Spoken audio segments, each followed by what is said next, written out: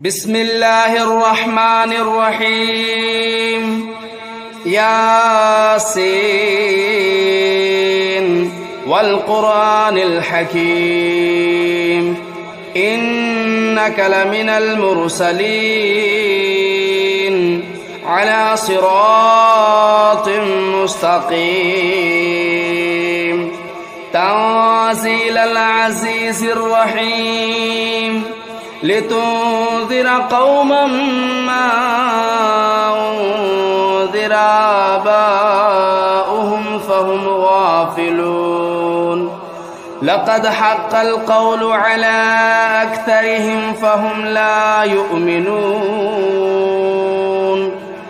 إنا جعلنا في أعناقهم أغلالا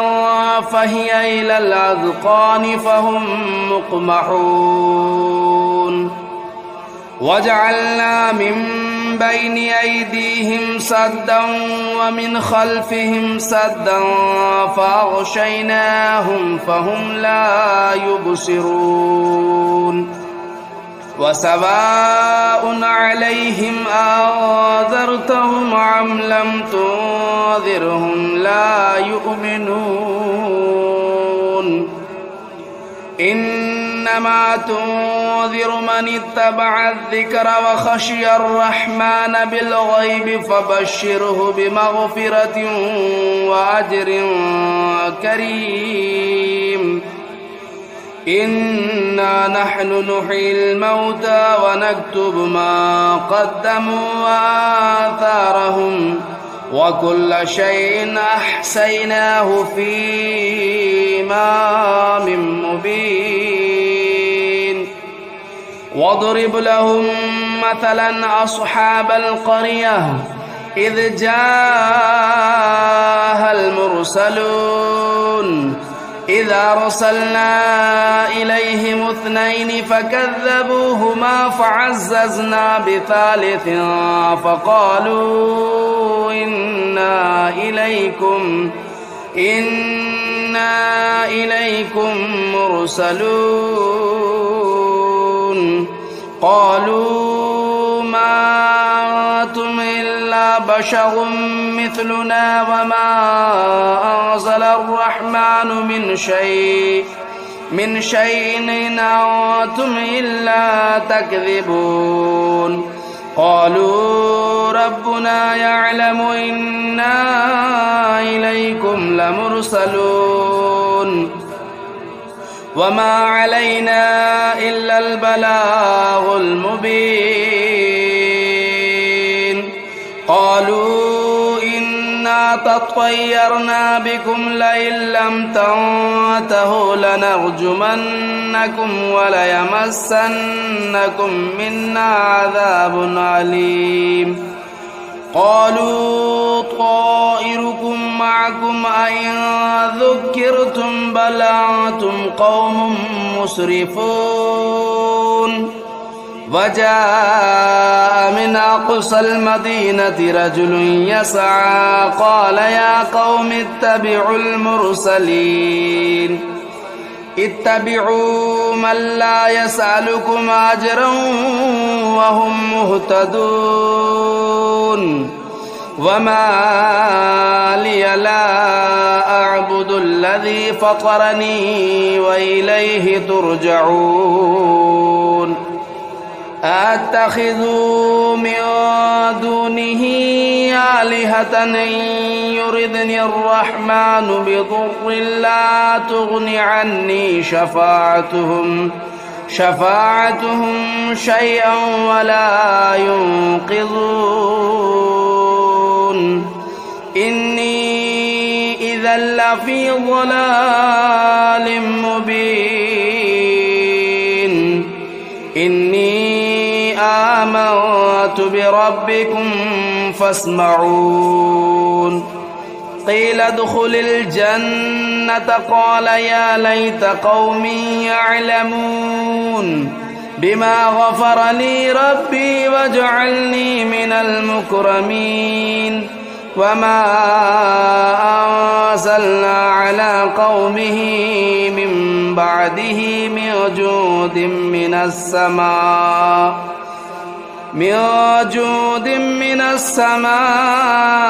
وما كنا منزلين إن كانت إلا صيحة واحدة فإذا هم خامدون يا حسرة على العباد ما يأتيهم من رسول إلا كانوا به يستهزئون ألم يروا كم أهلكنا قبلهم من القرون أنهم إليهم لا يرجعون وإن كل لما جميع لدينا محضرون وآية لهم الأرض الميتة أحييناها وأخرجنا منها حبا فمنه يأكلون وجعلنا فيها جنات من نخيل وأعناب وفجرنا فيها من العيون ليأكلوا من ثمره وما عملته أيديهم أفلا يشكرون سبحان الذي خلق الأزواج كلها مما تنبت الأرض ومن أنفسهم ومما لا يعلمون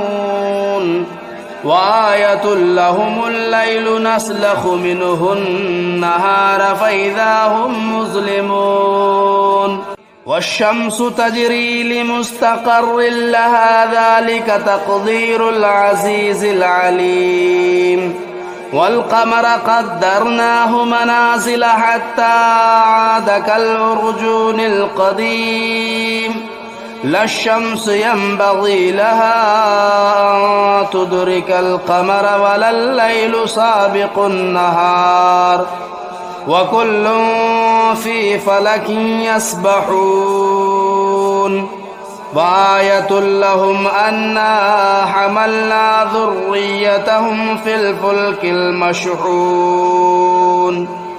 وخلقنا لهم من مثله ما يركبون وإن نشأ نغرقهم فلا صريخ لهم ولا هم ينقذون إلا رحمة منا ومتاعا إلى حين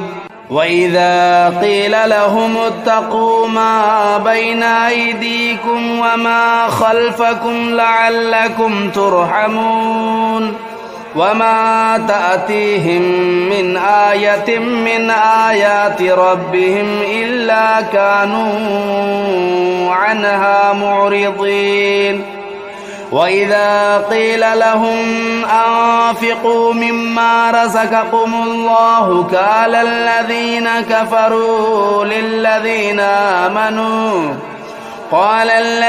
كفروا للذين آمنوا أنطعم من لو يشاء الله أطعمه إن أنتم إلا في ضلال مبين ويقولون متى هذا الوعد إن كنتم صادقين ما ينظرون إلا صيحة واحدة تأخذهم وهم يخصمون فلا يستطيعون توصية ولا إلى أهلهم يرجعون ونفخ في الصور فإذا هم من الأجداث إلى ربهم ينسلون قالوا يا ويلنا من بعثنا من مرقدنا هذا ما وعد الرحمن وصدق المرسلون إن كانت إلا صيحة واحدة فإذا هم جميع لدينا محضرون فاليوم لا تظلم نفس شيئا ولا تجزون إلا ما كنتم تعملون إن أصحاب الجنة اليوم في شغل فاكهون هم وأزواجهم في ظلال على الأرائك متكئون لهم فيها فاكهة ولهم ما يدعون سلام قولا من رب رحيم وامتازوا اليوم أيها المجرمون ألم أعهد إليكم يا بني آدم ألا تعبدوا الشيطان إنه لكم عدو مبين وأن اعبدوني هذا صراط مستقيم ولقد أضل منكم جبلا كثيرا أفلم تكونوا تعقلون هذه جهنم التي كنتم توعدون اصلوها اليوم بما كنتم تكفرون اليوم نختم على أفواههم وتكلمنا أيديهم وتشهد أرجلهم بما كانوا يكسبون ولو نشاء لطمسنا على أعينهم فاستبقوا الصراط فأنى يبصرون ولو نشاء لمسخناهم على مكانتهم فما استطاعوا مضيا ولا يرجعون ومن نعمره ننكسه في الخلق أفلا يعقلون وما علمناه الشعر وما ينبغي له إن هو إلا ذكر وقرآن مبين لينذر من كان حيا ويحق القول على الكافرين أولم يروا أنا خلقنا لهم مما عملت أيدينا أنعاما فهم لا مالكون وذللناها لهم فمنها ركوبهم ومنها يأكلون ولهم فيها منافع ومشارب أفلا يشكرون واتخذوا من دون الله آلهة لعلهم ينصرون لا يستطيعون نصرهم وهم لهم جند محضرون فلا يحزنك قولهم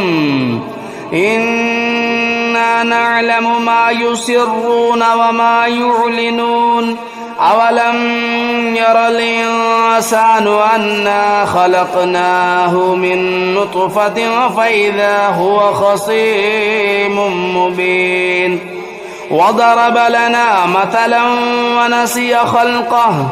قال من يحيي العظام وهي رميم قل يحييها الذي أنشأها أول مرة وهو بكل خلق عليم الذي جعل لكم من الشجر الأخضر نارا فإذا أنتم منه توقدون أوليس الذي خلق السماوات والأرض بقادر على أن يخلق مثلهم بلى وهو الخلاق العليم إنما أمره إذا أراد شيئا أن يقول له كن فيكون فسبحان الذي بيده ملكوت كل شيء وإليه ترجعون بسم الله الرحمن الرحيم الرحمن علم القرآن خلق الإنسان علمه البيان الشمس والقمر بحسبان والنجم والشجر يسجدان والسماء رفعها ووضع الميزان ألا تطغوا في الميزان وأقيموا الوزن بالقسط ولا تخسروا الميزان والأرض وضعها للأنام فيها فاكهة والنخل ذات الأكمام والحب ذو العصف والريحان فبأي آلاء ربكما تكذبان خلق الإنسان من صلصال كالفخار وخلق الجان من مارج من نار فبأي آلاء ربكما تكذبان رب المشرقين ورب المغربين فبأي آلاء ربكما تكذبان مرج البحرين يلتقيان بينهما برزخ لا يبغيان فبأي آلاء ربكما تكذبان يخرج منهما اللؤلؤ والمرجان فبأي آلاء ربكما تكذبان وله الجوار المنشآت في البحر كالأعلام فبأي آلاء ربكما تكذبان كل من عليها فان ويبقى وجه ربك ذو الجلال والإكرام فبأي آلاء ربكما تكذبان يسأله من في السماوات والأرض كل يوم هو في شأن فبأي آلاء ربكما تكذبان سنفرغ لكم أيها الثقلان فبأي آلاء ربكما تكذبان يا معشر الجن والإنس إن استطعتم أن تنفذوا من أقطار السماوات والأرض فانفذوا لا تنفذون إلا بسلطان فبأي آلاء ربكما تكذبان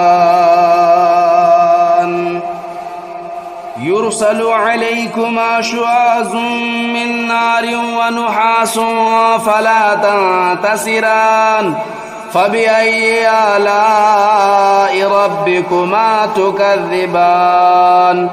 فإذا انشقت السماء فكانت وردة كالدهان فبأي آلاء ربكما تكذبان فيومئذ لا يسأل عن ذنبه إنس ولا جان فبأي آلاء ربكما تكذبان يعرف المجرمون بسيماهم فيؤخذوا بالنواصي والأقدام فبأي آلاء ربكما تكذبان هذه جهنم التي يكذب بها المجرمون يطوفون بينها وبين حميم آن فبأي آلاء ربكما تكذبان ولمن خاف مقام ربه جنتان فبأي آلاء ربكما تكذبان ذواتا أفنان فبأي آلاء ربكما تكذبان فيهما عينان تجريان فبأي آلاء ربكما تكذبان فيهما من كل فاكهة زوجان فبأي آلاء ربكما تكذبان متكئين على فرش بطائنها من استبرق وجنى الجنتين دان فبأي آلاء ربكما تكذبان فيهن قاصرات الطرف لم يطمثهن إنس قبلهم ولا جان فبأي آلاء ربكما تكذبان كأنهن الياقوت والمرجان فبأي آلاء ربكما تكذبان هل جزاء الإحسان إلا الإحسان فبأي آلاء ربكما تكذبان ومن دونهما جنتان فبأي آلاء ربكما تكذبان مدهامتان فبأي آلاء ربكما تكذبان فيهما عينان نضاختان فبأي آلاء ربكما تكذبان فيهما فاكهة والنخل والرمان فبأي آلاء ربكما تكذبان فيهن خيرات حسان فبأي آلاء ربكما تكذبان حور مقصورات في الخيام فبأي آلاء ربكما تكذبان لم يطمثهن إنس قبلهم ولا جان فبأي آلاء ربكما تكذبان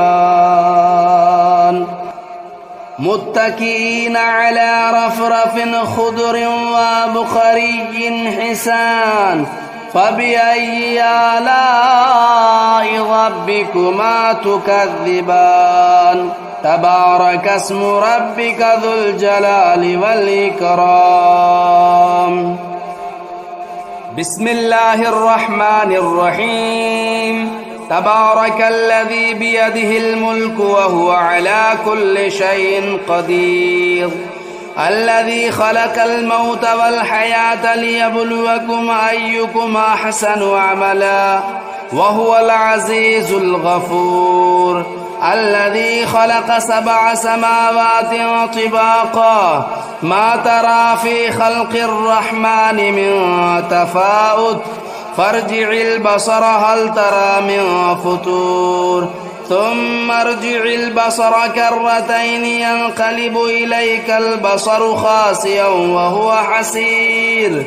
ولقد زينا السماء الدنيا بمصابيح وجعلناها رجوما للشياطين وأعتدنا لهم عذاب السعير وللذين كفروا بربهم عذاب جهنم وبئس المصير إذا ألقوا فيها سمعوا لها شهيقا وهي تفور تكاد تميز من الغيظ كلما ألقي فيها فوج سألهم خزنتها ألم يأتكم نذير قالوا بلى قد جاءنا نذير فكذبنا وقلنا ما نزل الله من شيء إن أنتم إلا في ضلال كبير وقالوا لو كنا نسمع أو نعقل ما كنا في أصحاب السعير فاعترفوا بذنبهم فسحقا لأصحاب السعير إن الذين يخشون ربهم بالغيب لهم مغفرة وأجر كبير وأسروا قولكم أو اجهروا به إنه عليم بذات الصدور ألا يعلم من خلق وهو اللطيف الخبير هو الذي جعل لكم الأرض ذلولا فامشوا في مناكبها وكلوا من رزقه وإليه النشور أأمنتم من في السماء أن يخسف بكم الأرض فإذا هي تمور أم أمنتم من في السماء أن يرسل عليكم حاصبا فستعلمون كيف نذير ولقد كذب الذين من قبلهم فكيف كان نكير أولم يروا إلى الطير فوقهم صافات ويقبضن ما يمسكهن إلا الرحمن إنه بكل شيء بصير أمن هذا الذي هو جند لكم ينصركم من دون الرحمن إن الكافرون إلا في غرور أمن هذا الذي يرزقكم إن أمسك رزقه بل لجوا في عتو ونفور أفمن يمشي مكبا على وجهه أهدى أمن يمشي سويا على صراط مستقيم قل هو الذي أنشأكم وجعل لكم السمع والأبصار والأفئدة قليلا ما تشكرون قل هو الذي ذرأكم في الأرض وإليه تهشرون ويقولون متى هذا الوعد إن كنتم صادقين قل إنما العلم عند الله وإنما أنا نذير مبين فلما رأوه زلفة سيئت وجوه الذين كفروا وقيل هذا الذي كنتم به تدعون قل أرأيتم إن أهلكني الله ومن معي أو رحمنا فمن يجير الكافرين من عذاب أليم قل هو الرحمن آمنا به وعليه توكلنا فستعلمون من هو في ضلال مبين قل أرأيتم إن أصبح ماؤكم غورا فمن يأتيكم بماء معين